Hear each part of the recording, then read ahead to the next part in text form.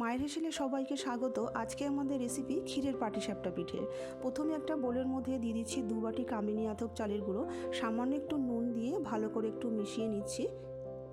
এবার অল্প অল্প করে দুধ দিয়ে আমি ব্যাটারটাকে গুলে নেব। আপনারা চাইলে কিন্তু জল দিয়েও গুলে নিতে পারেন। বেশ অল্প অল্প করে জল দিয়ে গুলে নেওয়ার পরে এখানে মিষ্টির জন্য দিয়ে দিচ্ছি 4 চামচ খেজুরের গুড়। বড় চামচের 4 চামচ খেজুরের গুড় এখানে ব্যবহার করেছি। আপনারা চাইলে কিন্তু এখানে চিনিও ব্যবহার করতে পারেন, কিন্তু মিষ্টিটা খুব বেশি দিলে হবে না। এবার ঢাকা দিয়ে রেখে দিচ্ছি। এবার আমরা ক্ষীরটাকে তৈরি করে নেব।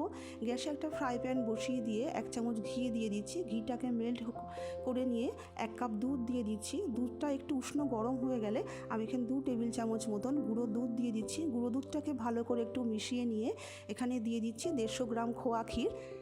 ক্ষীরটা একটু হাত দিয়ে আমি একটুখানি ডলে দিয়ে দিচ্ছি। একটু ম্যাশ করে দিয়ে এখানে দিয়ে দিচ্ছি 2 টেবিল চামচ চিনি মিষ্টির জন্য, আর সুন্দর ফ্লেভারের জন্য 2টো এলাচ দিয়ে ব্যবহার করেছি। গ্যাসটাকে মিডিয়াম টু লোতে রেখে কিছুক্ষণ নাড়াচাড়া করার পর যখন ক্ষীরটা এরকম হয়ে আসবে তখন নামিয়ে আমরা ঠান্ডা করে নেব।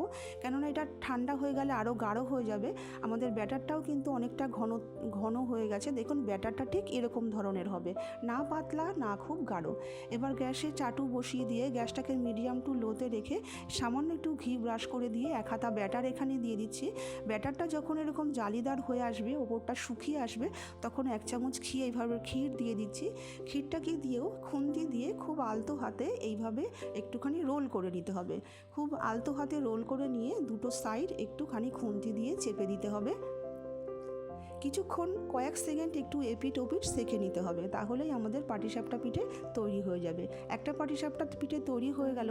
যতবারই আমরা পাটিসাপটা পিঠেটা তৈরি করব ততবারই আমরা ব্যাটারটাকে নাড়িয়ে নেব আর এইভাবে একটু ঘি ব্রাশ করে নেব। ভেঙে দেখিয়ে দিচ্ছি, দেখুন কত সুন্দর হয়েছে। তৈরি হয়ে গেল আমাদের ক্ষীরের পাটিসাপটা পিঠে।